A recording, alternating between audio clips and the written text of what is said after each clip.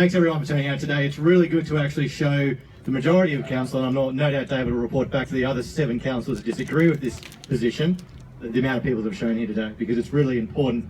We were told by one councillor, and again, look, I have a lot of respect for most of my councillors, but the reality is that sometimes we get it wrong, and I believe that we have got this wrong here today. The thing about, and I've been consistent with this because we were told that the markets were destroying the lake. The 12 times a year that the markets were on, the markets were destroying the lake. So the majority of councillors said, well, we're going to close, we're going to get rid of the markets, we're going to move them over there. And look what's happened there. The reality of it is that, and I try to be really logical about it, and I look through all the information, I look through the evidence, and I could not find a logical reason to close the Eastern Road. I legitimately, if the lake was causing serious environmental damage, I would absolutely close the road, because I would say, all right, fair enough. But I looked through the information, there's no environmental information to suggest that the Eastern Road is causing any issues at all. And then, I look at all the other issues. I look, people say, oh, well, what about the safety? Well, we've already heard today about all the potential safety issues if the road is closed.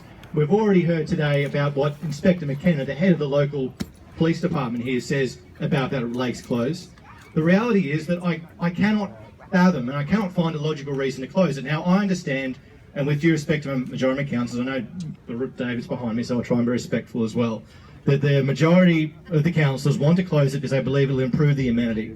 Well, I don't see it like that. I see the amenity, that road is part of the amenity of the lake. That road where you've got the actual shade to park, whereas we're being told, well, we're going to formalise parking over here, and there's not going to be no shade there. And I look at the accessibility issues. I look at, I think about, if I've got three kids and I'm trying to get access to the lake, it's not practical for me to take all the boogie boards and all the bits and pieces to having to walk 2 kilometres down here to actually get them into the lake. It's not going to happen. And the same issue with, if you're an elderly person, this is one of the shark-friendly places to swim in our Shire. And, when I look at the, if I'm an elderly person and if I'm, having struggled with maybe some of the tides and whatnot, and I want a safe place to swim, this is the spot for it. And to be able to have to walk literally a couple of kilometres down to access my only safe place to swim in the Shire, it's not on. So again, I completely disagree with that philosophy. So in the end, look, I've looked at all the reasons. I can't see a logical reason, and in the end, I looked at it, and one of the councillors, and it's already been said today, and I'll try and be brief. They said, "Oh, well, anyone get 1,500 signatures," and they said, "Oh, well, the Lennox Head Residents Association and the Landcare all say the road should be closed, so therefore that's the majority of the community."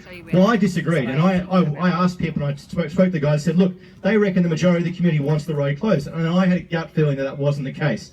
And I'm glad that I can see here today there's enough people here to be proven wrong, that the fact is that they're proven right, that there is enough people here that actually want to keep the road open. This isn't a majority decision, this isn't community consultation when 15 people say what should happen in Lennox Head. We have probably well over 200, 300 people here today, plus the 1,500 signatures, well now up to 2,000 signatures that say this road should remain open.